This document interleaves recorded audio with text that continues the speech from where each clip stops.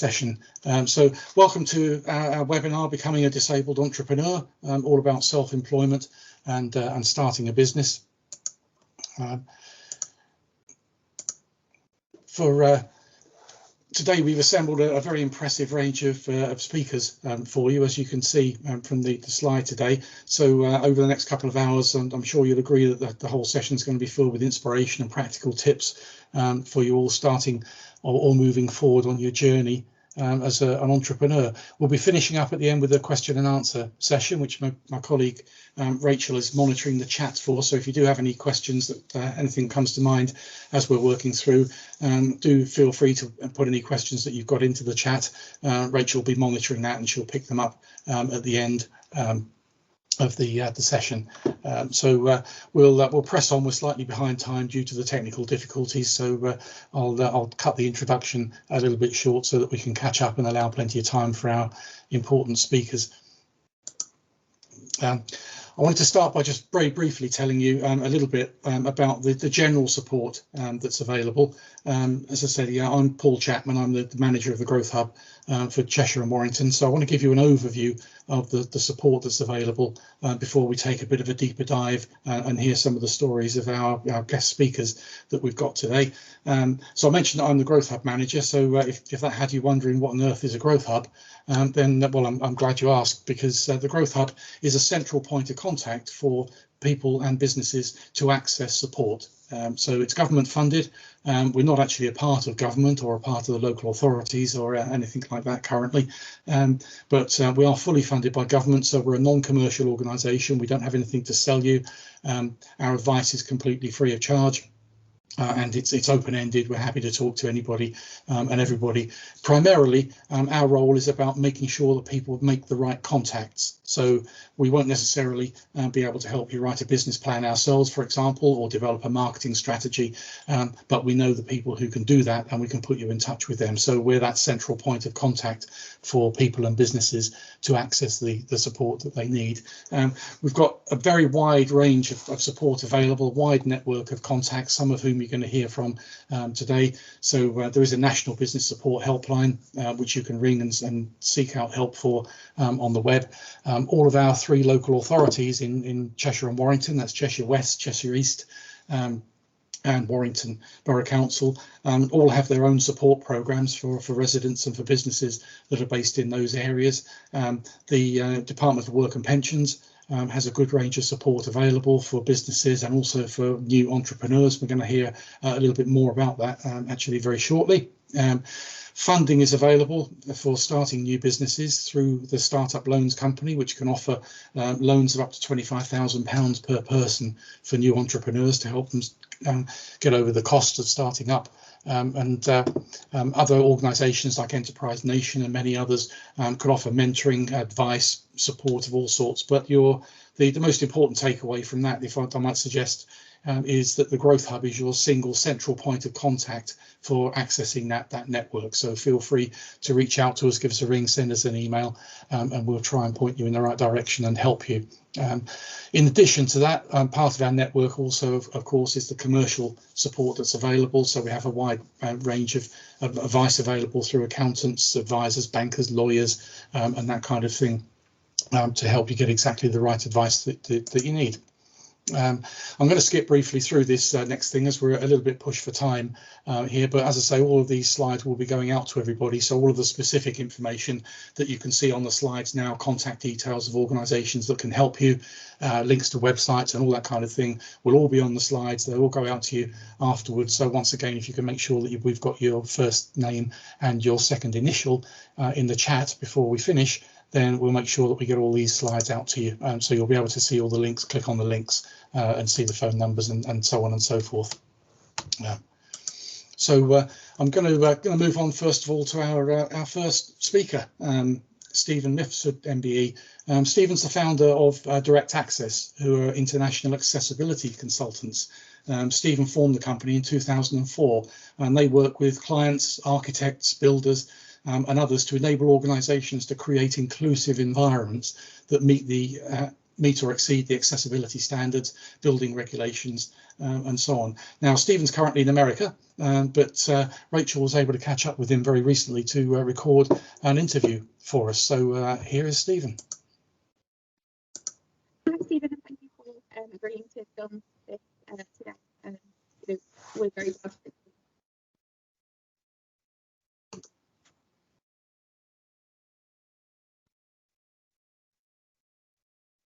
Paul, that has gone completely mute for me. I don't know if it has for everyone else. Please let us know in the chat if you can hear it or if there's a problem. Yeah, no. So no, it's no sound. No. Sorry, let me just try that again.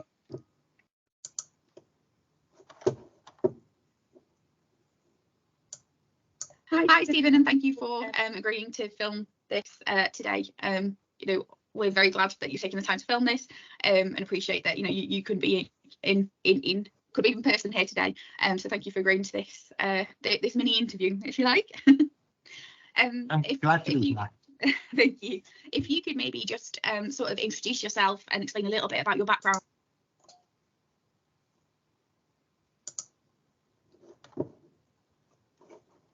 Well, I think it's when you go to turn your screen off, when you turn your camera off, it turns it off. And a little bit about direct access, please. Okay, so thank you for asking me to do this interview, and I'm sorry I couldn't be there in person, but I'm Stephen, and I was born profoundly deaf, which means I struggle to hear, and I have communication barrier. I wear a cochlear implant, which help, and I set direct access up 20 years ago, and we now operate in 3 international markets, which are in the United States, Europe, and also in the Middle East, which consists of Dubai and Saudi. Yeah. Okay. Great. That sounds that sounds like you've got some exciting markets there, and some exciting travel stories there as well, which we might ask you about later.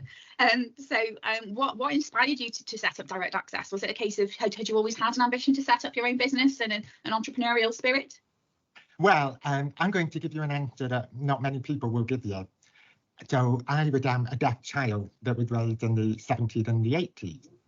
So back then on television in the 80s, there used to be the Dallas series, which was all about the Ewing family and oil and how they used to make them millions and millions. Coming to the point, it was the only thing on television that had subtitles for people who were deaf at that time. So I grew up watching that show, and that kind of instilled an entrepreneurial spirit within me. Also, my dad was always in business as well. So I grew up knowing I want to run my own business at some point, but I didn't know what that was going to be at that point. Yeah. You just had a bit burning flame there that at some point you wanted to do something, but you just weren't quite sure what it was going to be. Yeah, and being a child that had a disability, you can either go one of 2 ways. One is you can be resigned to the fact and think you're never going to get anywhere in life, or you're going to get out there and prove. Can you share a little bit about your experience of setting up a business as a first time business owner? Absolutely. So I did my education. I went to university. I did a degree in architecture, and then I worked for some large firms in the field of accessibility, where they were advising organisations on how to become more inclusive for disabled people. But I got really frustrated in that environment because it was very much about an invoicing culture. So come on, get the report done. And there wasn't really a high emphasis on quality of the report being submitted. Now, of course, accessibility is born out of a passion for me. I wasn't content with that. And so I think at that point, 20 years ago, I had maybe £100 in my pocket. If that, I was heavily in debt and I had no money. So I had the choice then to continue working for the larger consultancy firm or to go out and set up on my own. What prompted me was there was a client a large client who said, we like you, but we're not sure about the company you're working for. So what they were offering was the equivalent of 6 months' pay for 1 month's work. So I thought, okay, I'll do this for a month, and then I've got 5 months to find my next job. That's how direct access got started. And I really believe that everybody had the ability to start their own business. In fact, it's the best thing I ever did. When I see people out there looking for a job, I see high skill set. They all have services that could be sold rather than trying to be done by a job. Yeah. It's all about knowing and identifying what you are good at doing, and then being brave to go direct and sell those services.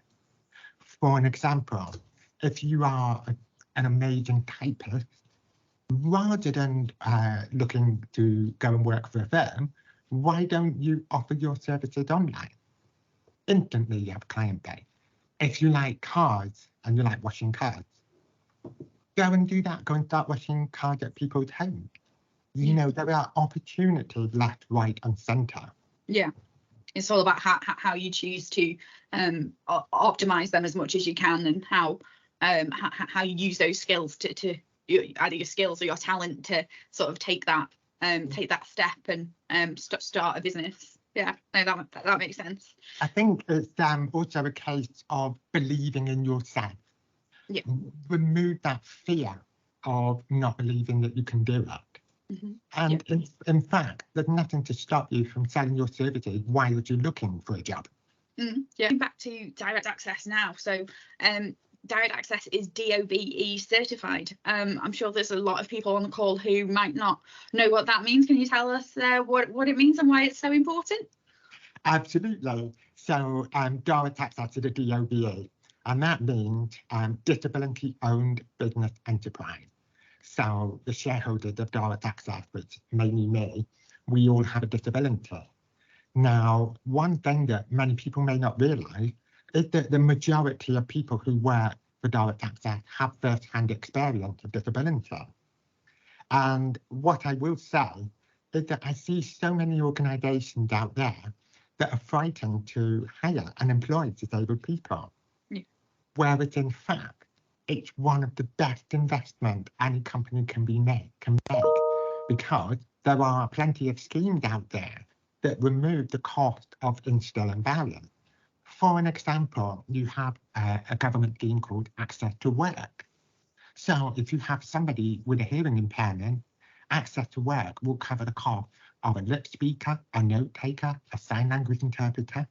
If you have a wheelchair user, Access to Work will cover the cost of equipment, such as height adjustable deck. If you have people with impaired vision, Access to Work will cover the cost of larger monitors, screen reading software. Now, it's not just about removing those costs. When you employ disabled people, it is statistically proven that there is a lower turnover of staff. So I see many organisations that have high turnover of staff. Think training, HR, and then they leave. When you employ disabled people, you get that extra element of employment and loyalty. And you create a more diverse culture. The next question is about the international trade that direct access do. So you both, yourself and your wider team, do a lot of business internationally. And not to embarrass you, but a few years ago you were awarded an MBE for services to international trade. So can you maybe explain how you've grown direct access into so many markets? Absolutely, it'd be a pleasure to do so. I was not expected to be awarded an MBE, and it's one of the highest honours of my life. And also, I think it was one of the last MBEs awarded by the late Her Majesty the Queen Elizabeth II. So that's very meaningful. It means a lot to me. Now, our export journey started back in 2017. So my right-hand person, Steve, and I we're looking at how can we grow, how can we tap into new market. Now, we both know accessibility is universal. So yes, we have specific laws and guidelines in every country, but fundamentally, it's all about creating access at the end of the day with the same sort of theories and rules. So we did some research and we found out that Department of International Trade, as it was known back then, it is now Department of Business Trade. They had a grant where they would contribute towards attending an exhibition overseas. So we then decided, okay, we will attend an accessibility conference in Dubai. And we did that. And that then made us realise, oh gosh, there was actually a market out there beyond reigning England. And, you know, on that conference, I made some contacts. Bear in mind, I'm a deaf person going to Dubai, and they wouldn't give me a hire car because they weren't convinced that I could actually drive because of my disability. So going out there, made some contact, and 6 months later, we won a contract with Expo 2020 in Dubai. And that absolutely launched us and propelled us on the international stage. Yeah. Somebody said to me at that conference, which really had stuck with me until today and will never leave me, and that is, don't let your location be an anchor. You see, my theory is there is a whole world out there, huge, and why limit yourself and why fish from a small pond when you can fish from the ocean?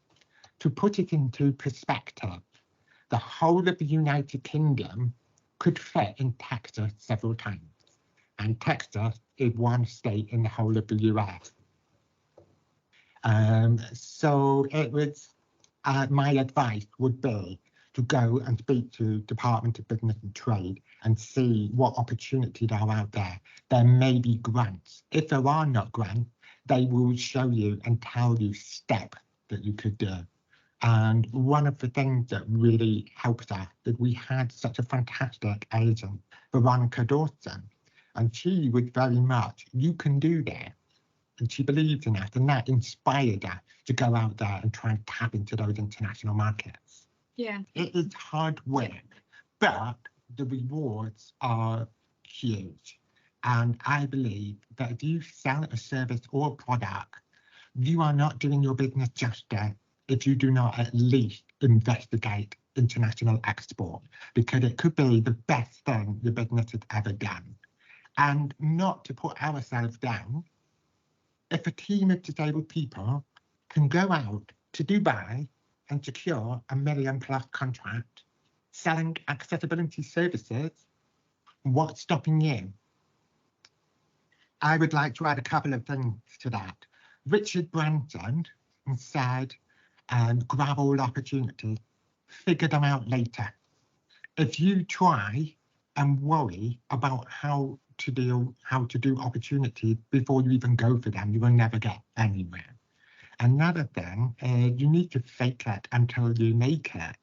And the third thing is perception is reality. It is so important. And I really believe that, hey, if you make a mistake, that's fine. You learn from the experience and you don't do it again. But you have to grab opportunities. You have to grab those opportunities and then figure out how to deal with them afterwards. So also as well, so direct access, you mentioned it earlier, there's a big birthday for direct access this year, turning 20 years. So what do you think have been the business's key success factors then over the past 2 decades? The core belief of what we're trying to achieve as a team, which is access for everybody. It's a testament to direct access as a team. So I didn't do all this on my own.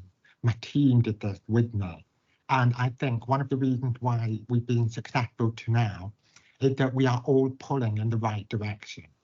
We are all on board with our mission. And I think this is something that can be underrated in many businesses. If you have a workforce that is not on board with what you are trying to achieve as a team, you will pivot and go in pointless direction. And so in my role as a CEO, to make sure that everybody on my team is going in that same direction. So going back to starting the business then, I guess one of the questions that we've got is, can you share any tips for someone who's thinking of starting a business and becoming self-employed? And also from that, are there any specific tips you'd give to someone looking to start a business who perhaps has a medical condition or is disabled? Okay, the two questions in there. The first one is if you have a disability, to go to Access to Work and find out what support you can get to remove those barriers. So for an example, I have somebody to help me with my English, I have somebody to help me with my phone, things like that. That's number one, okay? Then number two is many people think about the end goal of what they want. So I want a business, and they can find that thought process quite overwhelming. Yeah. And what I tend to do, and it worked really well, is to reverse engineer.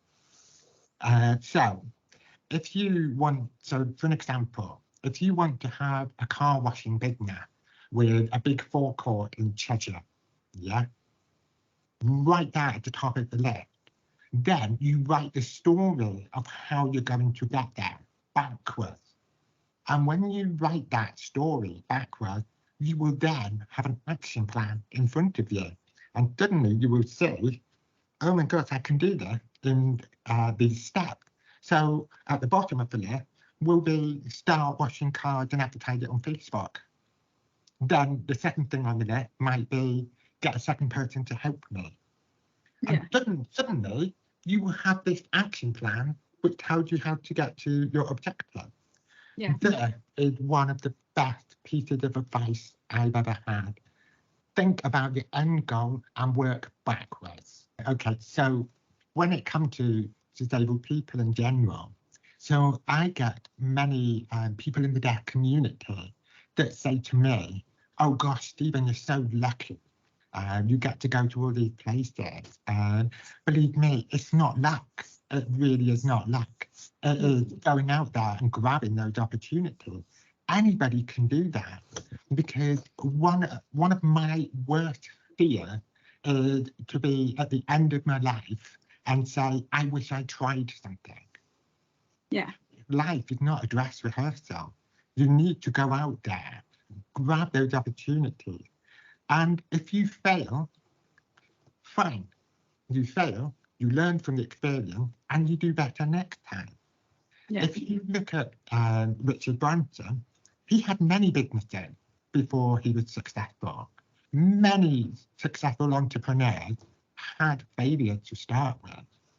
And I think the difference is they were not afraid to fail. I'm afraid not to try. So that is the advice I would give people. Do not be afraid of failure. Use it as a learning opportunity. Yeah, no, I think that's some very good advice. Again, I mean, you've given lots of good advice throughout. So, our final question is there anything else you want to add to our viewers? I guess it's a webinar, viewers, listeners, attendees, to our attendees. I think everybody had something. Everybody is good at something. I think what happened is not everybody identified that within their life.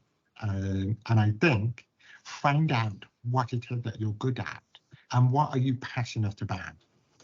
And then write down where you would like to be, where do you want to go, and then reverse engineer that journey to get to that point and follow those steps.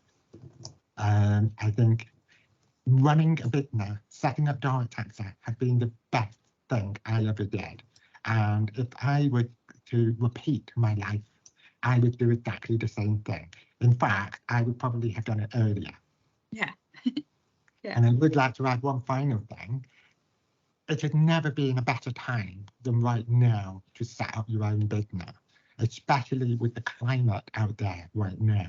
And also, coming off a pandemic, it made the world shrink. The world is smaller. I've not travelled to your office to have this interview. We're doing it over a Teams call. Mm-hmm. The days of having to travel to France to meet someone or fly to America to meet someone to pitch for business is no longer here. You just go online and secure that business. Yeah, no, I think, yeah, again, I mean, thank you very much for your time, but thank you very much for the advice and the guidance. I think, you know, there's a lot of key takeaway things there that you've said that I'm sure there'll be a lot of people writing notes down on some of those things. And I think, you know, some key ideas and some you know, some things for people to try and for people to seriously think about. So thank you very much again for joining us today. Thank you for the opportunity to do so. Hi Stephen, and thank you. Well, that was great. That was Stephen Mifsud all the way from America, and thanks to Rachel for putting the interview together. There's some really inspirational stuff there. I think you can see the mindset that Stephen has had and applied to his business, and the success that he's got out of that. Stephen mentioned during his interview several of the practical bits of help and support that are available to businesses. So I think a perfect complement, I think, to Stephen's words of inspiration is we're going to be joined now by our next speaker, who is Jayne Johnson. Jayne's a disability employment advisor at Job Centre Plus, and she's going to tell us about the wide range of support that's available from her and her colleagues there, particularly for those who have a disability who are considering starting their own business. So many thanks for joining us, Jayne. I've got your slides here, so just let me know when you'd like the next slide, and over to you. Thank you, Paul. Hi, good afternoon, everybody. Thank you for joining us on this webinar. I'm just going to run through our core offer that you can get through the DWP for anybody with any health conditions or disabilities. What we offer a support package which basically tailors and offers individual needs. We have disability employment advisors through every job centre in Cheshire. We are national. You can access us from any job centre. You do not have to be getting any benefits to ask for our support. And we would advise that if you are thinking of starting your own business or becoming self-employed, to come and have a chat with us. And we'll be able to tell you what's on offer and what support is available in your local area with regards to, for example, signposting you to the growth hubs and places like that. We have actual DWP support packages, employment support for self-employment and people who want to work for employers through our work and health programme. And we also have a separate work and health programme support package, which is called Pioneer, which are for people who are not required to look for work. So if you're receiving benefits or you're not actually receiving any benefits and you want to think about moving into employment, that is something that we can discuss with you and offer you support through the Pioneer. There is also IPSPC, which is the individual placement and support for people in primary care, and that's for somebody who is just recently off work or just beginning with their illness. I'll talk very briefly about access to work and also the access to work mental health support services. And we also talk very quickly about the Disability Confidence Scheme for employers. Thanks, Paul. Next slide, please. So, as I mentioned, we have disability employment advisors throughout the whole of Job Centre Plus. We provide additional support to you, and if you have a work coach, we do that also to encourage positive outcomes on achieving your goals. We can offer individual appointments to speak to us on a one-to-one basis. They're called direct support appointments, and we can discuss any needs that you might have with regard to becoming self-employed or any employment support, and also to make sure that you know, work is going to pay for you. We can look at benefit calculations and things like that. Really what we're here though is to actually support you on your any personal recovery and promote the right level of activity and participation for you to move forward. So we want to encourage you to be your best and reach your potential to support any decisions that you might want to make and any aspirations you've got. Each DEA in each job centre will have access to local community groups and providers. I personally myself have 83 external contacts that I can contact on your behalf. So, you know, it's always worth coming in and asking to have a chat with us. Thanks, Paul. So the Work and Health programme, this is a programme that we offer for anybody who is looking to become self-employed and may need help with startup, may need help with advice, looking at how to get your self-employment business up and running. But it's a voluntary support which is tailored around the individual. So it's not a blanket support across the board. They would look at what your needs are and then see if we can actually support you with those needs. The places on the support, you do need to come through the job centre to have that done, and we can guarantee you a place on that support at the moment. There's no random allocations that need to be looked at. We can give you 15 months of pre-employment support. So that gives you employment support of up to 15 months, which gives you plenty of time to, you know, create a business plan, signpost you to other support and get the support in place for you. And then once you start trading, if you do become self-employed or start working for an employer, they'll offer you 6 months in work support as well. So it's not just 15 months. If you do get into work, there's another 6 months added on top of that. They can also put in some specialist support for you as well, and they'll look at any suitable employment opportunities for you. So if you do change your mind and you don't want to be self-employed anymore, it's okay. You don't need to leave the programme. You can stay with them and they can look at other opportunities for you too. Thanks, Paul. The Pioneer through Work and Health programme is a little bit different. It's mainly for participants who are what we call economically inactive. So maybe receiving benefits where there is no expectation or ambition for you to move into work, but for people who really want to do that. This is support that's tailored again around the individual, and it gives you the same time scale for you to get the support. So 15 months worth of pre-employment support. Thanks, Paul. So if you're eligible, the best thing to do is to actually come and have a chat with us. Come and ask for a disability employment advisor. We can check your eligibility. We need to make sure that you're not receiving funding from any other DWP support, and that we've all of the job search activity and core offer with the job centre is actually suitable for you. If you've had help from Work and Health programme before, unfortunately, we wouldn't be able to help you with that, but having a conversation with us, we'd be able to guide you to other support that's in your local area as well. Thanks, Paul. The other thing that we've got at the moment, which is very important for people, is a individual placement support in primary care. And this is an initiative which is in conjunction with DWP, and it actually provides support for anybody who is off sick from work or is sick at the moment and would like to get into work. It's actually aimed at adults who have a physical or mental health disability, and it can actually help people with self-employment as well. Thanks, Paul. So the key objectives of the IPS-PC support is to support somebody with a health condition into employment or self-employment where it would be actually impacting on their work.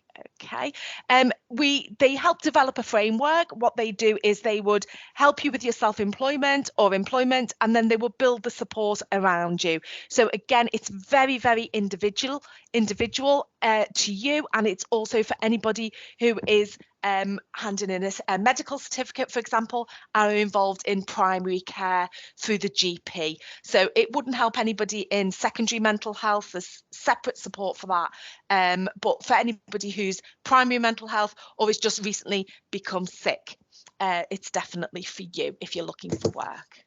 Thanks, Paul. So the initiative is aimed at currently anyone with a physical health, mental health condition who is currently accessing primary care services.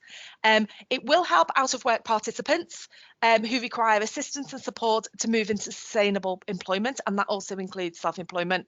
And it will also help those people who are in work, who are self-employed or who are employed, who have recently gone off sick and they're struggling in their workplace or with their work due to their health condition or their disability. Thanks, Paul. Again, the eligibility support for this is it's one-to-one support for up to 12 months. Appointments can be face-to-face, over the phone, or through Teams. They'll help do basic job support for you, CV, cover letter, help to prepare for interviews. They'll look at whether or not you will be better in work with any benefits that you're receiving. The employer engagement and brokerage to find the right employment. They will help with starting up your self-employment and support to stay in your self-employment as well. And if there's any extra support you might need, i.e. any debts or housing or anything like that, those barriers they will also help you with. Thanks, Paul. Access to work, the previous speaker mentioned it, is a government funded scheme which is to help anybody who is either self-employed or in employment, to help that person with any accessibility issues. It is a grant that is given to somebody on application, and the Access to Work team would actually work with that individual to make sure that that person has what they need. That could be physical aids. It could also be mental health support as well, which I will talk about in a moment. But it provides individual support and helps you to remove any barriers that your disability or your health condition may cause for you to actually do your self-employment. Thanks, Paul.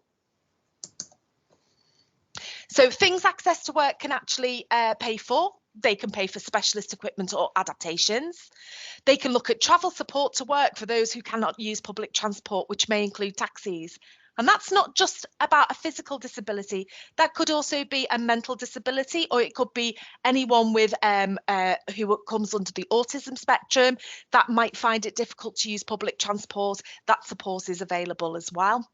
Support worker or job coach to help in the workplace. A mental health team, if needed, to help you with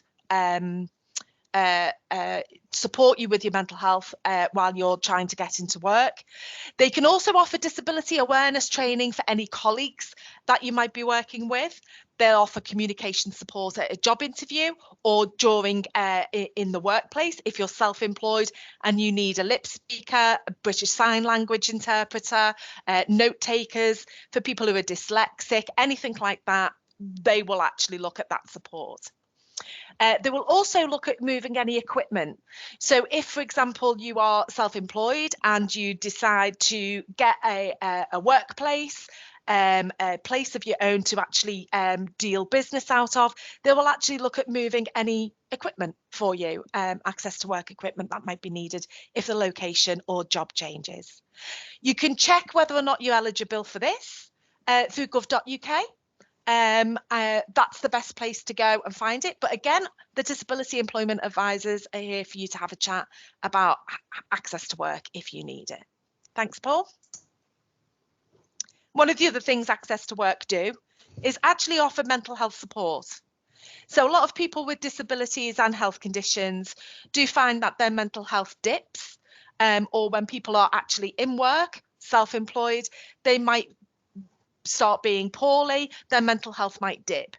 Anybody who is in work or has a contract of employment can contact the mental health support services. And this is a free service that anyone can access. It can offer 6 months of support. They can give you a vocational rehabilitation consultant, and they're experts in supporting people with mental health conditions. And there is no cost. It is completely free. The other thing is it is also confidential. So if you were self-employed, you wouldn't have to worry about any paperwork. If you've got any people working for you as a business, they don't need to tell you that they're accessing this support. They could access it and it would stay confidential. We would ideally like that individual to talk to employers and let them know, because Access to Work Mental Health Support Service will want to make sure that you're being supported as well. Okay, thank you, Paul. Last thing is, if you are going to start your own business and you have a disability or health condition, what better way than signing up to the government's Disability Confidence Scheme? This is a national promotion scheme to start getting employers to become more disability confident.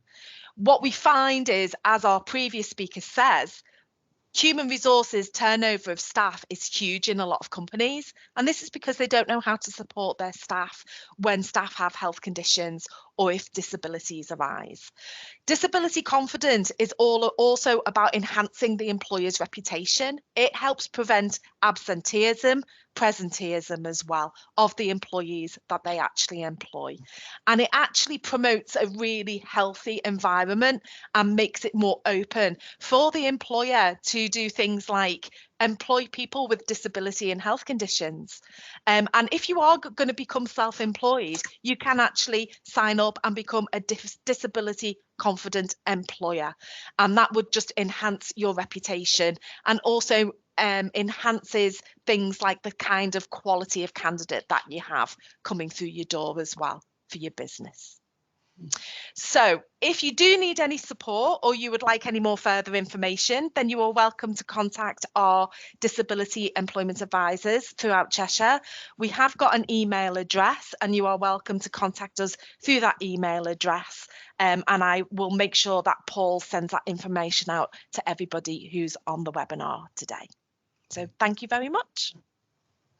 Thank you so much, Jayne. Yes, all the information will be going out, yeah, once again, do make sure we've got your name and initial in the chat so that we can make sure that we get the information out to you all. We've got a Q&A session to finish up. We'll bring all of our speakers together for any questions and maybe ideas of them bouncing off each other and that kind of thing. We had a couple of questions come in, Jayne, that are sort of rather specific to your particular presentation that you've just done, so I'll just ask those, if I may, very quickly. Of course. Just before we go on, we're going to have a short break in just a moment of about 5 minutes or so. Somebody's asked, does every job centre offer the full range of services that you've portrayed there, or does it depend on which job centre you go to?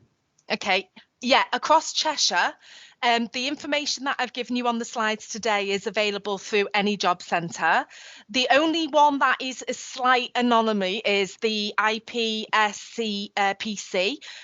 They are only available for Cheshire West and Chester customers, but Cheshire East will have other support available. So if you actually contact a disability employment advisor if you live Cheshire East side, so Macclesfield, Congleton, Crewe. If you live that side of Cheshire, the DEAs there would be able to inform you of any other specific Cheshire East support available, but Access to Work is national, Work and Health Programme Pioneers national, and also our disability employment advisors are national as well, and is disability confident. Okay, Does thanks that very much for that. And linked to that, somebody's highlighted in the chat there that they've been going to the job centre for about 4 months or so, and so far a lot of the things that you've talked about haven't come up to them. They're not aware of them. Is there something specific they should maybe be saying or asking about when they get to the job centre that will trigger this conversation? Yeah, I mean, they can just, if they are actually attending appointments with their work coach, they can just ask their work coach if they can speak to a disability employment advisor, a DEA, and the work coach should be able to sort that out. Okay. Yeah. Okay, that's great. Well, thank you very much indeed for that. We'll try and pick up one or two other questions that have come up in the chat and so on. We may put them out to the individual speakers, perhaps, and ask them if they wouldn't mind responding where those questions have come up. Otherwise, if they're relevant across the speakers, we'll deal with them in the Q&A session at the end. So thank you, everybody. The chat's been really active. So thank you all for your contributions. And thanks to Jayne. We're just going to take a short break now, a short comfort break, but just please do join us again in about 3 or 4 minutes, just after 2:05. We're going to make a start again, and we've got a very interesting presentation by Michael Leibe, who's the director and founder of Accredited. So don't miss that, and we'll see you back here in a few minutes.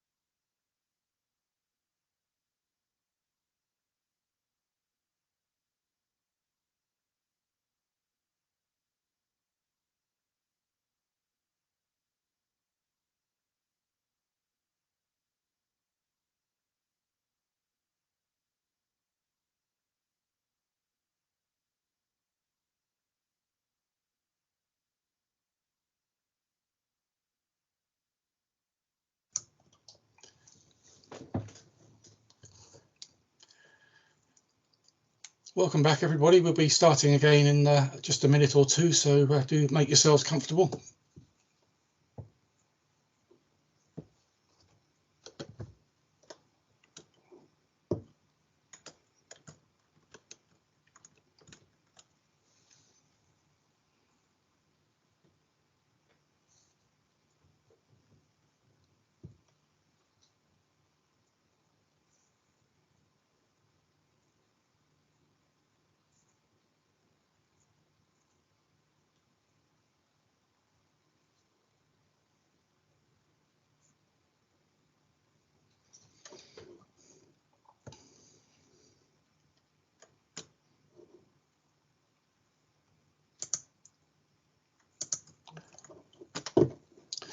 Welcome back, everybody, to start the second part of our webinar today. We're very pleased to welcome Michael Leibe. Michael is an ADHD and executive function coach, and he's got a diverse range of professional clientele who he supports both before and after diagnosis. So he's got a practical, down-to-earth approach, which he's known for. He's also one of those enviable people who's happy presenting without the safety net of a PowerPoint slide set. So I'm going to stop sharing my screen for the next 15 minutes or so, so that we can interact properly with Michael, and looking forward to this very much. So over to you, Michael. Thank you very much. Can you hear me? Is everything coming through okay? Yes, it is. Brilliant. Okay. Hi, everybody. My name's Michael, as Paul's very kindly introduced. Yeah, I have my own ADHD coaching business, as well as I also am director and co-founder of ND Directed CIC. Basically, with our CIC work, we are trying to bring traditionally private mental health support services such as coaching and other aspects down to free to access community services, which we're doing pretty well. So sure. So basically, yeah, I mean, first off the bat, I think I have to completely just quickly say that, you know, I'm very privileged in my own way. I do fall under the banner of disability. I have ADHD, autism. I've also been a stoma wearer for 6 years previously. So I understand disability. However, you know, there are those out there, or there are individuals in this audience who will face challenges and obstacles that I couldn't even think of. So I think a quick nod has to be given there. However, one thing that I must say is that starting a business has potentially saved me in a way, and has also allowed me to sort of have an impact in areas of society which have caused me a lot of frustration over the years. So a little bit more background. I was diagnosed with ADHD at 26. I was diagnosed with Asperger's, which would now be classed as level 1 autism, in 2013. Due to my behaviours, etc., I was nearly sectioned at 13. I've been medicated since I was 12. I was excluded from school at 13, and I had a long history of drug use and also imprisonment to the age of about 23.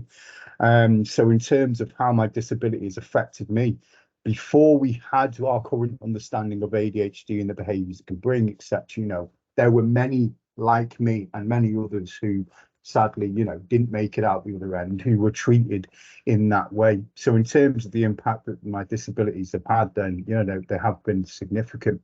So starting a business with ADHD, how have I found it so far, and how has it been?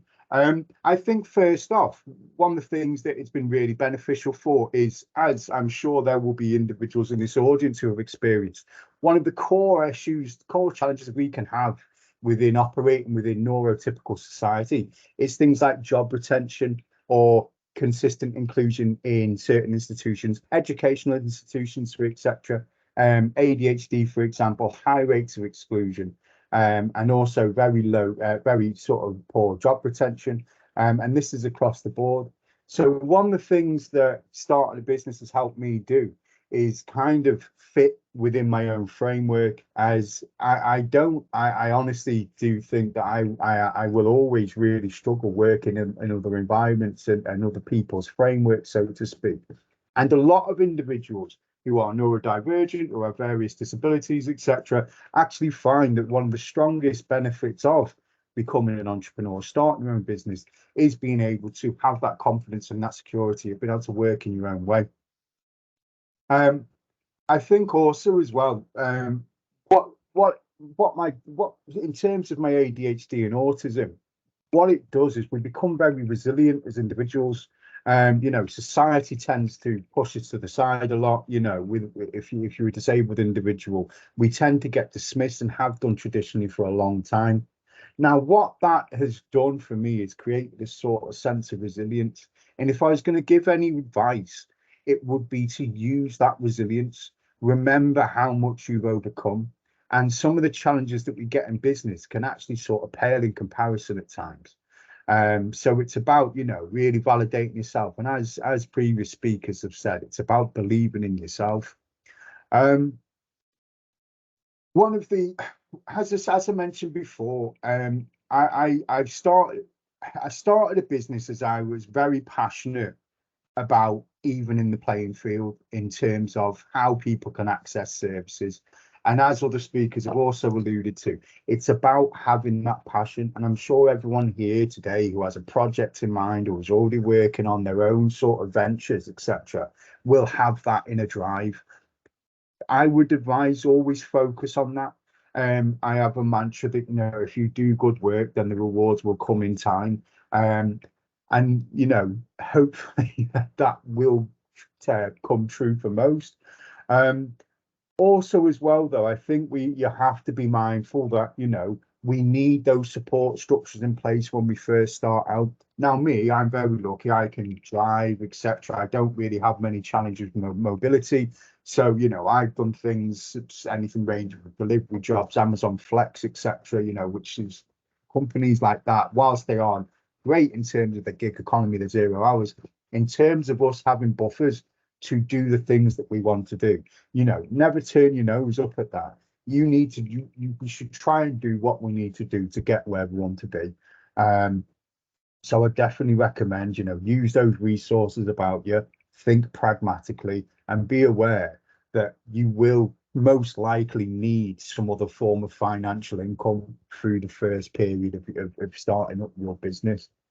One of the things that you know, as I said, you know, my drive is basically been about evening the playing field, etc. And somebody said something to me once, which was basically that you can do a lot more fighting within a system. You can change a lot more within a system than you can fighting against them a lot of the time. And that has always rung true for me. So one of the things that I would recommend, and why I kind of started my CIC really, is because there are two reasons why I started a business. One, traditional employment pathways nowadays aren't sustainable for a lot of younger generations, especially if you've got a family to support and things like that. So more and more young people and more individuals in general are looking at setting up their own businesses and sort of going into entrepreneurship, because it is one of the most valid ways in which we can support ourselves and support our families to the means that we want. Now, what that allows us to do in terms of a business and in terms of the environment is it allows us to make that impact. So with setting up the CIC, I set up the CIC as I had an innate drive to remove some of these barriers that are stopping individuals accessing support services. There are support services available, but as many of us will know, the NHS situation isn't fantastic at the moment, sadly, which often only leaves private pathways. So what happens then is that unfortunately prices out about 90% of the population in terms of accessing those services.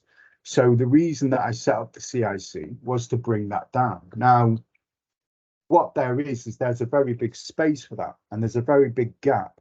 There aren't this service provision, and I think it's about that. It's about identifying where are those gaps and where are those needs, and how can your idea and how can your project, your venture, fill some of these gaps and fill some of these needs. And yeah, and CIC is a community interest company, for if anyone's not too aware. It's another form of charity, although it is a little bit more transparent and accountable than some charities traditionally are. So yeah, so I've lost my space now. This is my ADHD. I do apologise. Yeah, so in terms of, having that drive and having that passion, I would always argue, that always stick to your guns, always maintain that the reason why you're doing this. As I think another speaker alluded to before, if you just try and go out because you're trying to make a bit of extra cash, then, that motivation can be quite hard to maintain. However, if you have an intrinsic motivation, intrinsic drive to fulfill an objective or to solve a social sort of barrier or solve what you see as a social problem, then that motivation will maintain. So as I said, it's about being passionate about what you're truly sort of striving for. So yeah, now in terms of how this has helped me in terms of my entrepreneurship, or I mean, I think entrepreneur is a bit of a strong word for me. I definitely have imposter syndrome when you hear that word. I wouldn't naturally call myself an entrepreneur. However, if entrepreneurship is seeing areas of need and implementing solutions for them, then yes, definitely. And having that genuine drive to do good and to help others does resonate. So as I've said before, it's about sticking to your guns and sticking to what you're passionate about. That resonates with other people. So when you are networking, when you are meeting other organizations, then having that genuine objective to help others is very attractive to investors, to funders, etc., and things like that. So I think essentially with having sort of multiple angles of business. So if I myself, I have a small private business, I have the CIC, and it's about creating those multiple streams of revenue for you to be able to, in order to support yourself to fulfill your objective and goals of what you're trying to achieve. That's been my experience so far. It's about how do we spin those plates? How do we make sure that we can come from different angles, that remains flexible, but also doesn't put all our eggs in one basket? So yeah, and another reason why we set up the CIC is especially being a disabled person and having seeing some of the obstacles that have been thrown my way, education wise, inclusion wise, it gave me a very strong drive to want things to change. And for a lot of my life, I have felt that I have been quite powerless in terms of having any impact, significant impact. Now, what starting a business has enabled me to do, and also the CIC and all that, is to feel that I have the ability to make change. Now, I have built myself a catalyst to have an impact, to try and improve areas where I would like to improve.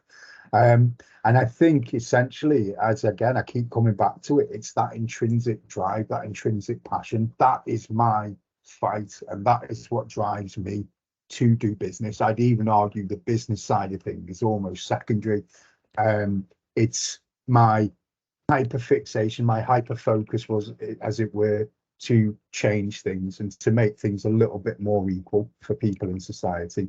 And that has led to the business, etc., has sort of come as a vessel to do that. So yeah, I think in terms of, so in a summary, what would be my advice in terms of starting a business for a disabled person is essentially find that passion. And we do have a lot. We tend to be quite frustrated. We tend to be undervalued, or at least we feel undervalued at times. Take that drive, take that passion, take that frustration and put it into something creative.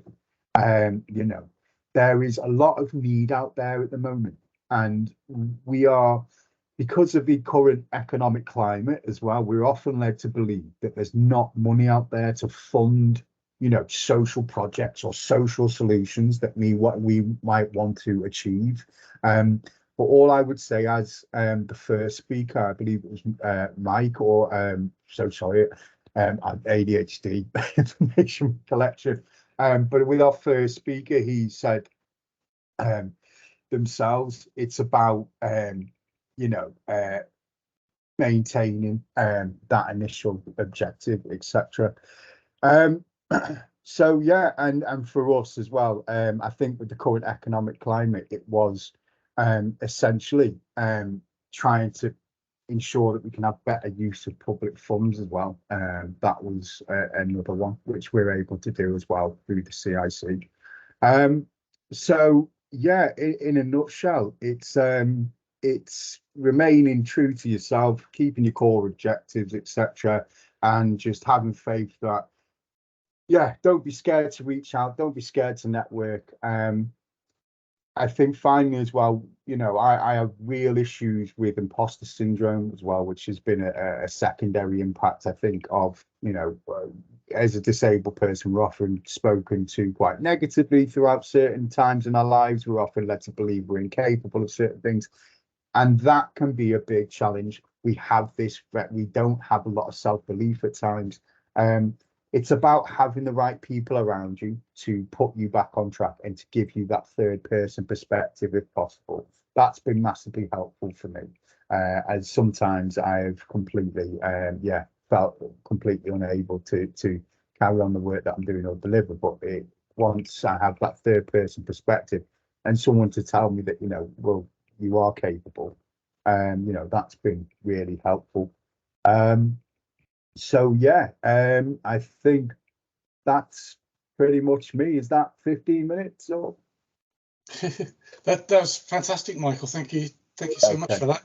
I lost track of time myself actually, so I can't even answer your question. It was really, I was far too involved in the in what you were saying there. Thank you very much. Thank you very much indeed for that. Certainly, from what you're saying there, certainly I think resonates with a lot of people.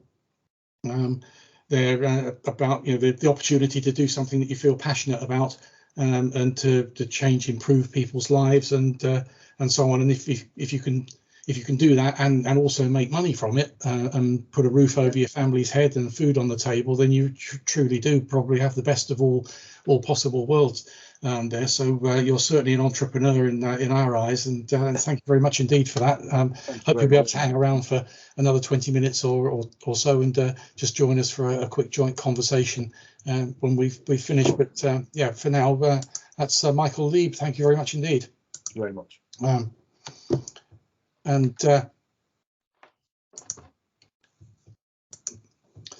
For our final speaker today, we're very delighted to be able to welcome Dr. Mark Esho, MBE, to speak to us. Mark's a disabled entrepreneur, an inspirational speaker, and also a best-selling author.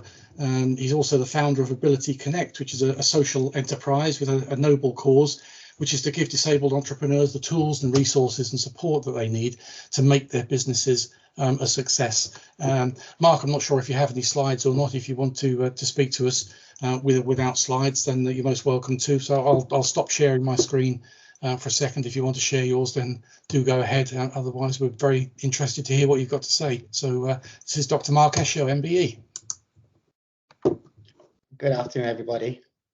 Can everyone hear me? Can you see me? Yes, indeed. Okay, excellent. Okay, first of all, I'd like to say you have to bear with me. I'm freshly out of hospital.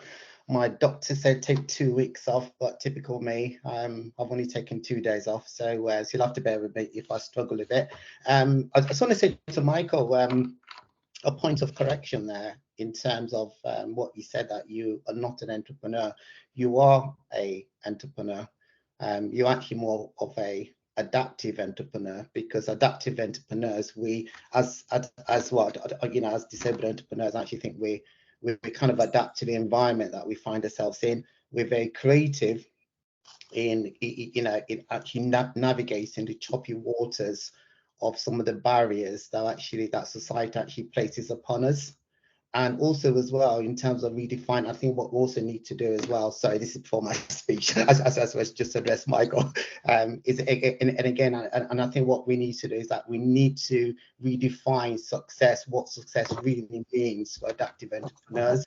It's not just about the financial model, it needs about the impact that we're having on others, and also that self-fulfillment as well. So that's my bit to Michael. So okay, so about me. So I'm now on my third career.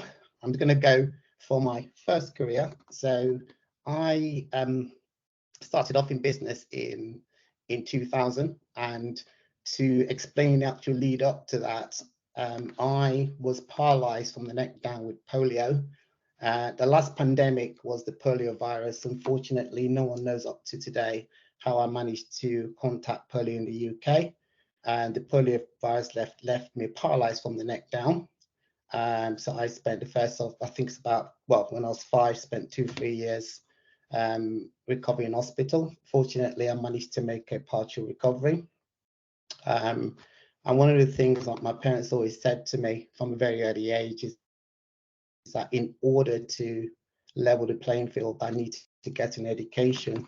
But trying to get an education as a wheelchair user, I'm a part-time wheelchair user, and also can't walk very well, was back then extremely difficult. But despite that, I actually did manage to get an MBA. I got a master's in business administration.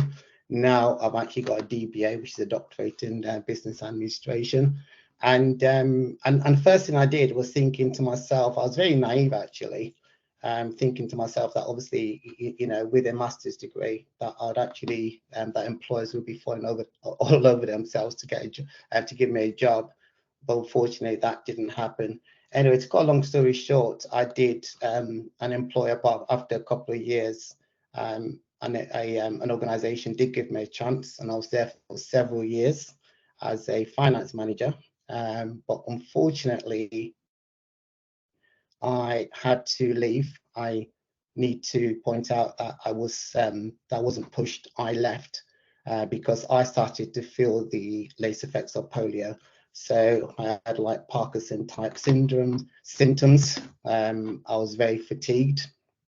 And as a result, I couldn't perform my job to the best of my ability. So I left. So that's how I started up in business. So I decided that I needed something that was flexible.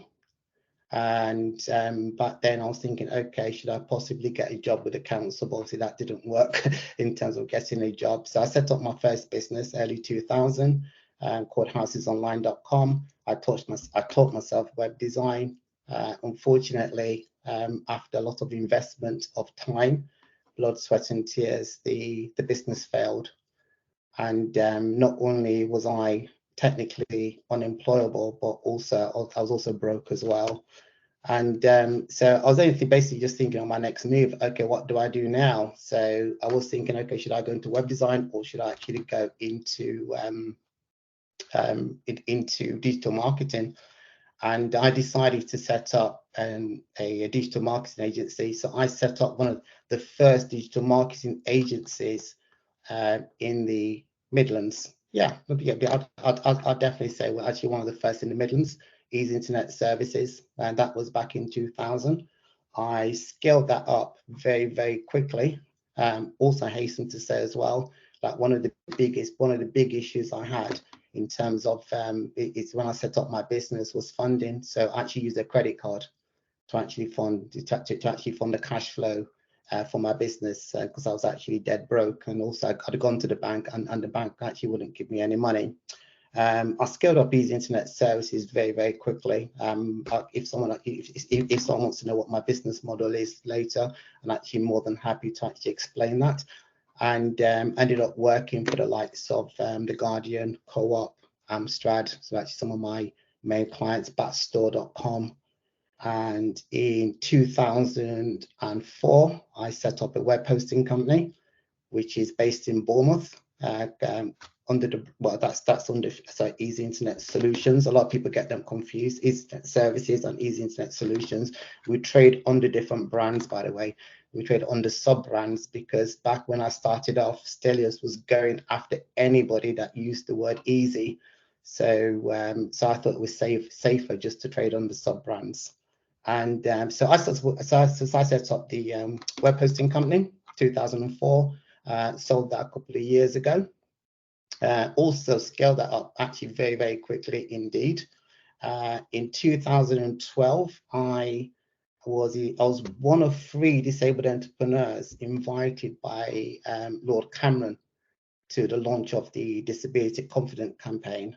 And since 2012, my companies have been actively involved in recruiting disabled people. One of the first things we did was actually change our interview process. And again, more than happy to explain some of the things we did. But as a result, managed to employ a lot more disabled people actually within the organization. Again, thanks to access to work through DWP, it made it easier to actually put in some of the adjustments in place as well. So part of what I've been doing, obviously, as part of the disability, apart from being partners with the Disability Confident campaign, is also giving talks to MPs, giving talks with MPs, and also some talks with the DWP within the actual local region. So I've got other companies as well. I'm not going to go into those, but I'm now going to go into what I'm going to do is talk about my third career, which I am now, which I will say is more of a social entrepreneur. So 4 years ago, about 4 years ago, I decided that I'd had enough of my businesses. They were, they were in a position to run themselves. So I'd had some good people. Also, my wife is actually one of my partners as well. So I just wanted to follow my passion. And also as well, I was finding that it was also impacting on my health, not just my physical health, but also my mental health as well. And I just wanted to do something that's going to make my heart sing. So I decided to pursue social enterprises. So my first social enterprise is called it's actually not Ability, it's Access Rating. So Access Rating, what we did was we created an app which allows disabled people to submit disabled access reviews on every single public venue within the UK. And we set it up as a social enterprise because we wanted to kind of use that, the income that we generated from that, to help students at SEND schools to get work placements. And the way we do it is that we're offering disabled access audits. So we offer disabled access audits across the UK, and we solve the problem of young adults getting work placements by bringing the work placements to them on the at the college or at the school. So the employers deliver the work placement remotely in a safe and secure environment. So that's Access Rating. In 2000, was actually last year, but it's actually the whole process of Ability Connect, the whole journey started 2 years ago. And I was approached by Leicester University because I was actually doing some research. I was trying to do it myself. Some research into the barriers that disabled people actually faced when starting up in business. And Leicester University contacted me and basically saying, oh, they're looking at something similar themselves, and that would we like to collaborate. So I collaborated with I teamed up with them. We did about a year's worth of research. And from the research, we obviously came up with all the evidence supporting all the issues that disabled people were facing. But one thing that I did say to Leicester University, Leicester Business School, is that if I'm going to be part of this, we need to come up with a tangible solution afterwards. Because I've worked with other universities before, and all they've done is produce a document, they send it out, and then nothing happens. Fortunate for me, Leicester University said yes, and that's why we've come up with the first training program for disabled entrepreneurs. So we provide core competencies that disabled people need to be successful in business. We just finished our second course last week, which unfortunately I couldn't attend because I was in hospital, which is not great, but these things happen. And we had about 45 people apply for that. The one prior to that was in October. We had about 30 people and actually applied to that course as well. So again, it's all about, for me, it's all about trying to provide solutions, also trying to actually be in that role model, also showing society in general that disabled people can be successful entrepreneurs. A couple of things I haven't mentioned is I've won lots of business awards. I've probably got about 10 different business awards, going from the Institute of Directors, East Midlands Leadership Awards as well. Also a policy advisor for the FSB. What a lot of people are interested in talking about the FSB, a lot of people don't realise, because they actually did a study not long ago into disabled entrepreneurship, that 25% of their members are actually disabled or classified as disabled. A lot of people actually don't realise that. And so and I know a lot of some people say, because it's how's that possible? Because when you think about disability, very similar to people, to like Michael, most disabilities are actually invisible, but people just see the wheelchair sign and think, oh, that's it. 87% of people have got invisible disability. And also recently, I've been invited by Minister Hollingreich to be one of 4 disabled entrepreneurs in the UK to be on the Lilac review panel. And what we're looking to do as part of the Lilac review panel is to level the playing field for disabled entrepreneurs. And I'm sorry I went through that really quickly, but I'm bloody knackered. Oh, that's amazing. Thank you very much indeed, Mark. Yeah, really appreciate it. It's yeah, there's quite a lot of you've done quite a lot, haven't you, there to try and cram into a short space of time like that. That's really interesting and inspirational. So thank you very much indeed for that.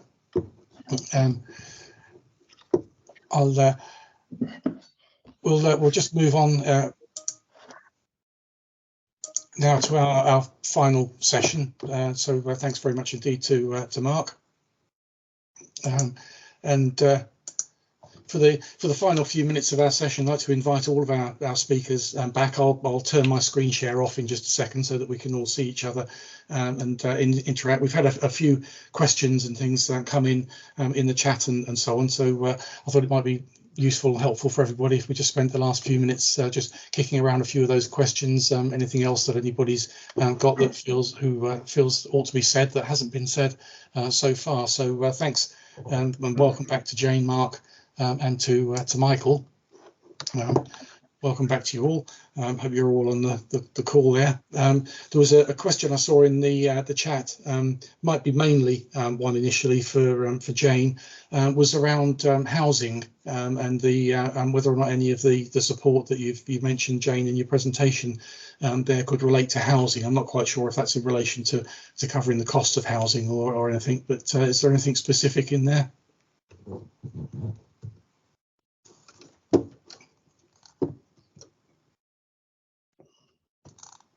Not sure if Jayne's on. You're on mute, Jayne, or does your connection hung? Oh, sorry, I dropped out. I didn't catch you. You sort of went all. Oh, sorry. Ask me that again, because I do apologise, but my Teams is terrible at the moment. No worries. Yes, there's always issues, isn't there? It was a question in the chat just around housing, and I don't have any more specific information than that, but is there anything in the package of support for people that specifically relates to housing? Okay, so housing support would come through any benefits that somebody is claiming. There isn't anything specifically separate with housing support. It would come through a universal credit claim, primarily with support with rent if someone was renting, or there is actually what we call mortgage interest support as well. So that would come in for universal credit. It's 3 months support, and that's something that's done automatically. So the only housing information I can give you is through if somebody was actually claiming an income-based benefit. And if you're not sure, then please contact your job centre and ask them to check for you, because normally that information is given to somebody automatically if they're getting a qualifying benefit, so they shouldn't have to apply for anything separate. Does that help? I hope it does. If there's anything more specific, maybe the original questioner, forgive me, it scrolled off my screen now. Yeah. The original questioner wants to post a follow-up, then do please do so, and we'll try and pick it up. If we miss it, then as I say, we'll try and email questions out to our individual speakers and see if they wouldn't mind responding to those. Yeah, not a problem. Something that occurred to me just on the housing side of things also, if I can just chip in, I know sometimes questions around housing and accommodation are around accommodating the business. You get to that point where maybe you started a business from home, but the business is slightly outgrowing the premises or the facilities that you've got. You just don't have room. Maybe your home conditions are not conducive to running a business, maybe with other family members, youngsters, and all other, if you have caring responsibilities and all those kind of things, they can all be a challenge to you if you're trying to run a business from home. Well, all of our local authorities at the moment have money from a thing called the Shared Prosperity Fund, which is a central government funding, and they're all using part of that money to fund or help to fund a workspace project. So I won't bore you with the details of it, but it means that there is subsidised workspace available. So if, and this applies not just to disabled entrepreneurs, but to anybody who's trying to get a business off the ground. If you're at that stage where you're looking to maybe move beyond a household environment to run your business in, and you're looking to make that next move, whether it's to simply to a shared workspace, a hot desk or something like that, or you need a small office, then there is some financial help available through our local authorities to help you make that move. So do reach out either to your individual local authorities, your contacts at Job Centre Plus will have that information as well, or feel free to contact the Growth Hub, and we'll try and make sure that we put you in touch with the right people. So I hope that at least helps a bit. Dr. Mark, I see, has picked up one of the questions there. I'll just for everybody else's benefit, we had a question come in about a web hosting services in Cheshire and Warrington, and where that fit in the scheme of things nowadays. Mark, I don't know if you're able to elaborate a little bit on your answer in the chat.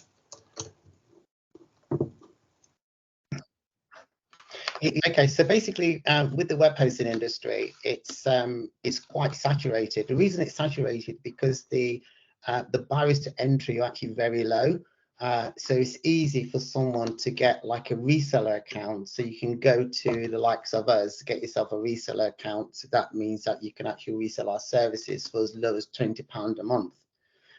So therefore, you can actually set yourself up as your, you can set yourself up as your own web host. As long as you've got the actual technical knowledge to actually deliver the technical support to customers. So anyone trying to get into this market now and actually trying to make a living from it is actually very, very hard. So my advice is anyone going to this market, it could be that they look for like a niche, like for instance, they could specialize in charity hosting or CIC hosting. So something that basically sets them apart from everyone else. So therefore, they're not just offering generic hosting. I noticed that the gentleman, I assume it's a gentleman, was also mentioning gaming as well. Because unfortunately, the gaming market, as you know, is very buoyant and again exceptionally hard to get to. So it's very, very hard to actually get into because of the high levels of competition. But again, it's all about just trying to find that niche and trying to find something that's different as opposed to trying to enter a very saturated market. Yeah, thanks. Just widening that out a bit, maybe for everybody else. When you're doing that thing we talked about, finding something that you're passionate about and interested in. What sort of thought process goes through your mind when you're thinking, okay, I'm really, really interested in this, but can I make a business out of it? Yeah, right. For me, what I do, the first thing I do is actually do some market research, and is actually see what else is on the market, what else everyone's what they're offering. I think it's very, very important to fully understand your competitors. I myself is that when you look at all my businesses and everything I do, I always go for something that's a bit niche. Actually something that's a bit different. So therefore, okay, the journey, the startup journey might be a bit more difficult, but since you've actually got much less competition, your chances of success are actually a lot higher. And I think that's a mistake a lot of people make, is that when they go into business, they don't do the initial research. They just think, oh, I've got this fancy idea, I want to do this, I want to do that. But it's critical to actually fully understand your target audience, and also to actually understand the market in general. Yeah, thanks, Michael. Does that approach sort of resonate with you? I know you kind of started. Did you do that sort of analysis? Yeah, I really make this. I think it's a perfect point to raise, actually. So the way part of the reason, as I said, we see it's about seeing a gap and then providing a solution. And I think also as well, if I can make this as clear as I can. So we got to be mindful at the moment, economically, we are a very expensive economy. So there are very large traditional service providers that are providing very expensive services to local authorities and other areas like that. Now, the way that we work the CIC has been very effective, is that we can come in and we can say, right, we are more accountable. I am community based. We are able to provide these services for a lower cost. And the reason we can provide those services for a lower cost is because of my overheads. My team is practically me and one or two other people. So it's about seeing how we can provide a better solution to what's already existing. And again, I would come back to the whole charity aspect of things. At the moment, there are local authorities and there are services that are running to the ground and they are crying out for solutions. Some of these solutions are so simple. Some of these solutions are simply coming up and providing a service for an affordable price to a local authority. Now, if that can sustain you and your family and give you and your family a nice life, fantastic. You are providing a benefit to the local community. You're providing an ethical solution to a problem. And you are able to support yourself at the same time. So I think exactly what Mark said. It's about identifying that niche and that need. And I think in terms of saturated areas, for me personally, my coaching business is, I make a living off my coaching business. Now, that is something that a lot of coaches don't ever actually get to, that base point. And the reason is because automatically, rather than thinking what we need to do as a business, we think what we should do as a business. Okay, so you come on, right, I need to do the social media game. I need to get on LinkedIn. I need to post 3 times a day, etc., etc. Now, if you're screaming into an echo chamber with 300,000 other people, then it's not going to work very effectively. And I would even argue we're now at this precipice where you are probably more effective going down more traditional contact routes and picking up the phone and emailing people, because people are overwhelmed with the online sort of, oh, you need this is a problem, hi me. Give someone a phone call, sit in front of them and say, I've got this idea, what do you think? People are like, brilliant. And there we are, you've built that connection. You're not in a shouting match with everyone else, and you can create genuine connection. So I would argue, hey, think traditionally, go back to the basics, go and network, go and see people, build your relationships like that.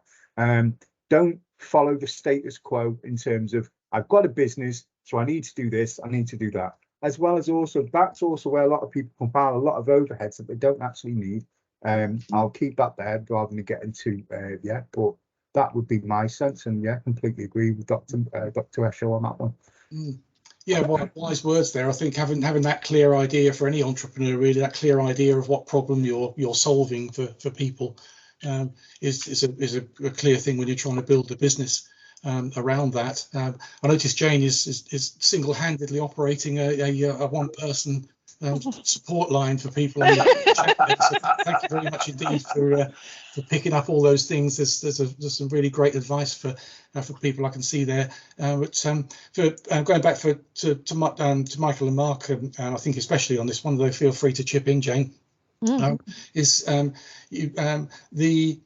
whole thing about structuring your business as a CIC or a social enterprise or something like that. What drives that decision, and does it make it easier or harder to get your business off the ground and to maintain it? Should I? Okay, it's all right. You go, Michael. Oh, okay. So In terms of the CIC, again, it's about understanding what it's going to take before it starts being sustainable. And sustainable, as I said, can keep your overheads low. Your sustainability can literally be what you need to pay the bills and what you need to put food on the table. So it's about understanding that side of things, really, and then put in. Excuse me, this is my ADHD. Can you repeat the question? Because I don't even think I'm answering the question here, am I? Have I just made another question up? Can you repeat the question for me, please? No, it was really just around the whole CIC social enterprise sort of thing. You know, what made you choose that as the right route in the first place, maybe, and has it made things easier, or in general, does it make things easier or harder? Sorry, yeah. So basically, again, it comes back to that thing of things that were frustrating me. Now, we've all seen rampant misuse of public money, haven't we, over the past decade, shall we say, you know. And that for me was very frustrating. And then once I understood that I could actually access this public money that these very large faceless corporations and organizations are getting and potentially not using to the best use, or, you know, to the best use of some of the communities they're supposed to be serving, I thought, well, do you know what? I can step into that space and I can bring it back down. And it's about, yeah, and it was that sort of idea of like, the timing's right.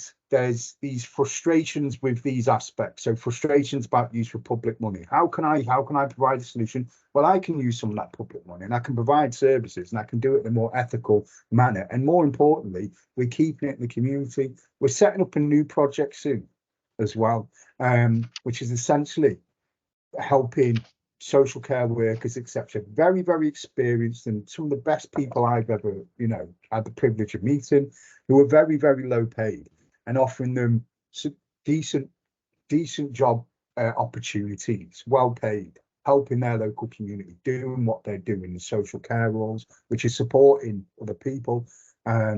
So it's about that. It's just about trying to do things better. And if you think you can do things better, then there is a way to access public money.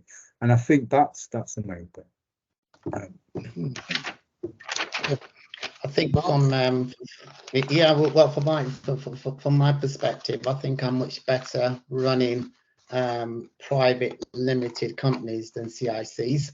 I've struggled to a certain extent with CICs, and I'm going to tell you why. When running a private limited, obviously, you know, when running a limited company, you know, just as Michael mentioned, you're obviously going to make sure that you've got low overheads. You've got to bring the profit in, and again, you need to get your marketing right and everything else. I almost excel in that area because I know how to build a business. I've done it several times, and it's now become second nature to me.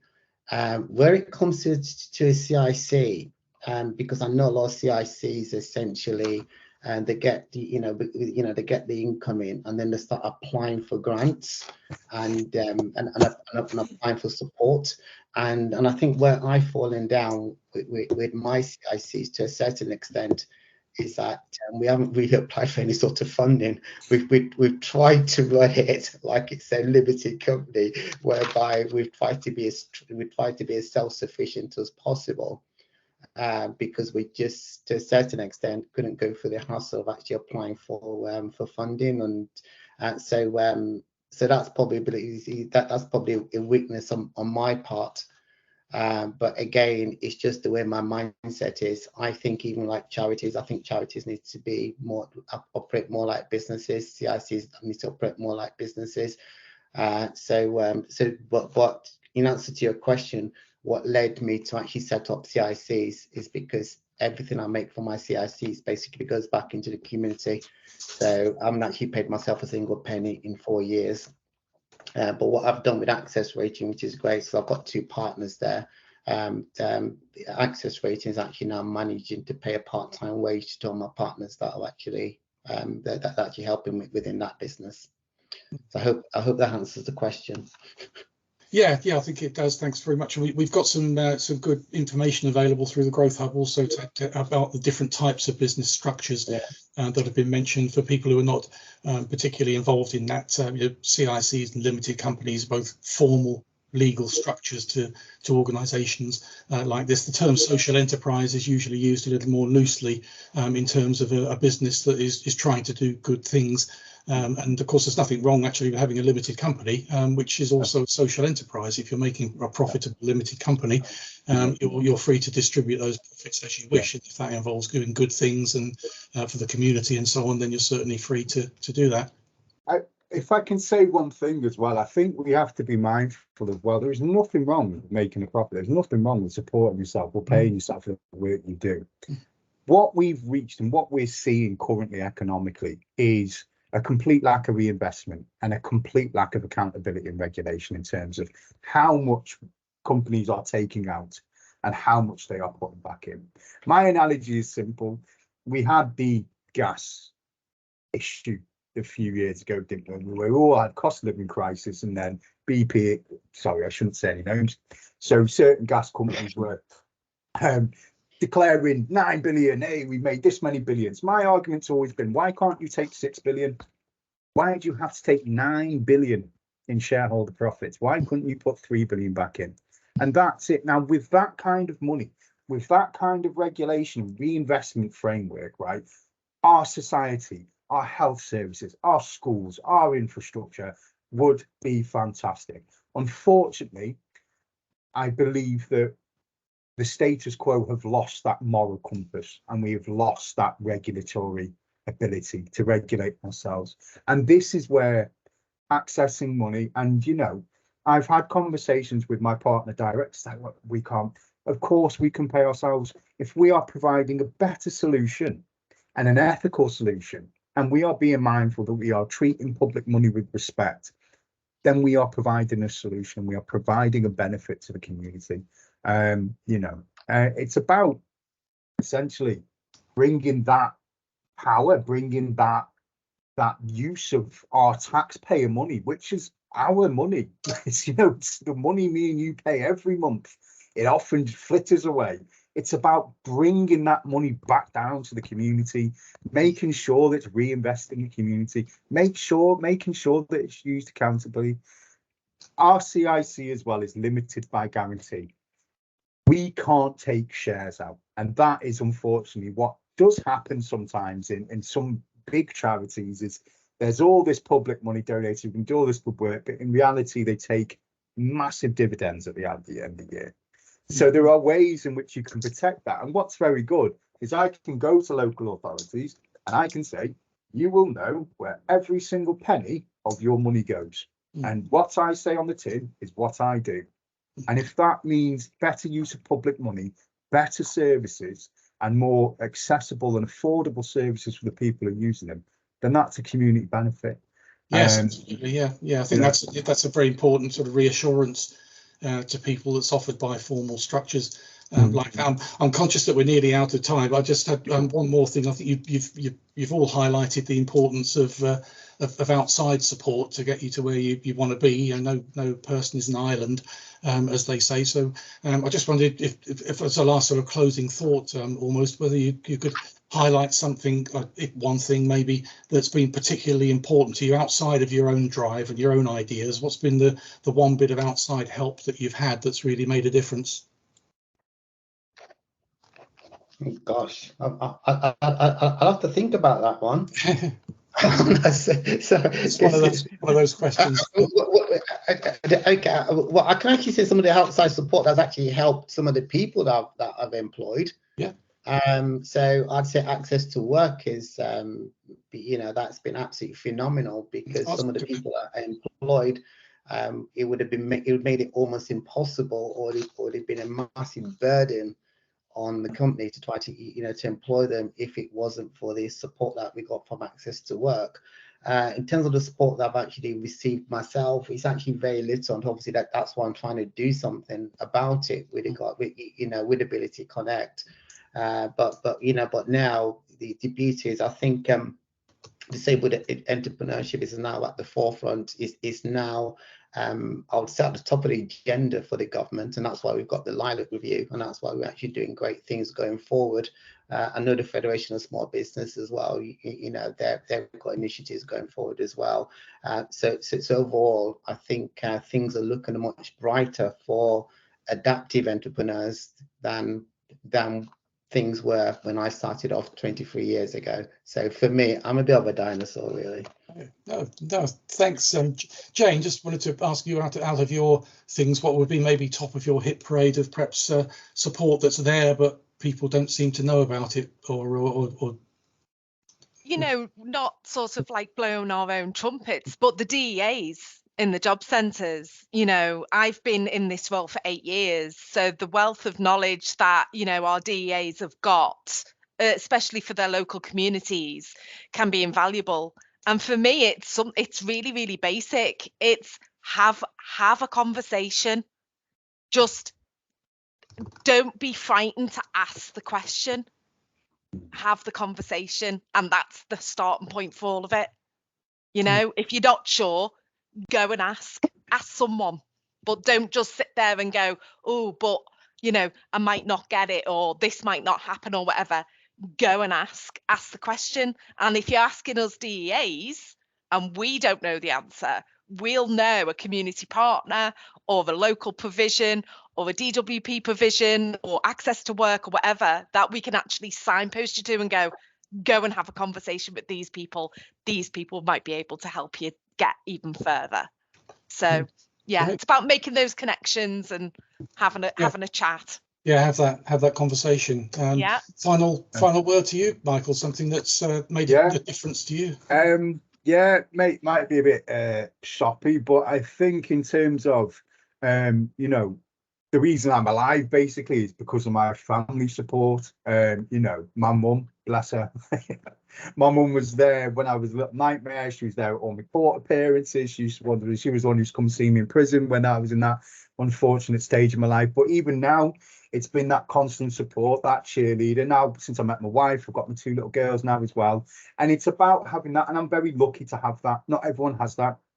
So I think what I'm trying to allude to, it's about creating that safe mental space for you. Somebody else put before, how do you keep yourself motivated? I don't think it's about keeping yourself motivated. It's about keeping yourself sane when you're trying to start a business. It's about, you know, trying to protect yourself financially. You know, I'm quite brash. I don't mind jumping out and saying, hey, you, lend me this till this date and I'll chuck it back, you know, because I want to do this idea. You know, I'm quite confident like that.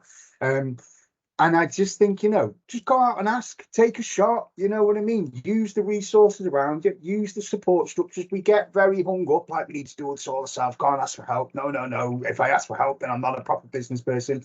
I'm not like that. I'll nick from everywhere, you know what I mean? In the best way possible. But it's about use the resources around you. Do you know what I mean? Be kind, be nice about it, but use the resources around you is what I'd say. That's very good. I think that's a very, very helpful and appropriate sort of way to finish off there. So thanks very much for that. Right, that's about all we have time for, I'm afraid. So we will be sending out the information afterwards. So you just have a few seconds left. If you don't already have your first name and your second initial in the chat for us to pick up on the fact that you're here, do make sure it's there so we can send all the information out to you. Just remains to me to say thank you so much to all of our speakers, to Stephen Mifsud, MBE, all the way from America, and to Rachel for setting up the interview there, to Jayne Johnson, Michael Leibe, and Dr. Mark Esho, MBE. Thank you all so much for joining us. And to everybody else who's on the call as well, I think you'll agree that you heard a really powerful combination there of inspirational stories and practical advice. So whatever stage you're at and your entrepreneurial journey, whether you're already on the way or you haven't started yet, I hope there's a number of things that you'll be able to take away from that. Finally, just want to thank my colleague Rachel Zadel-Lamb from the Growth Hub, who's been instrumental in setting all of this up. getting a fantastic panel of speakers together for us and doing all the heavy lifting with the administration and everything else, all the hard work that goes into putting something like this together. So thank you very much indeed, Rachel. Rachel just asked if our speakers, if you wouldn't mind just holding on to the call just for a couple of minutes after we finish, but for everybody else that's been on the call, we'll send those slides out. We will follow up on questions. We'll go through the chat and try and make sure that we pick up everything from there. Go ahead, Michael. Sorry, one last thing, and I cannot believe we give you credit, especially as Jayne's here. What fantastically helped me starting up my business was the Universal Credits Business Start Support Scheme, where they gave you 12 months. They're not going to bother you for 12 months. Like, go away 12 months. But you have to make sure you're viable in 12 months. That's the only 22 on that. But it's brilliant. It helped me. It helped me. It was fantastic.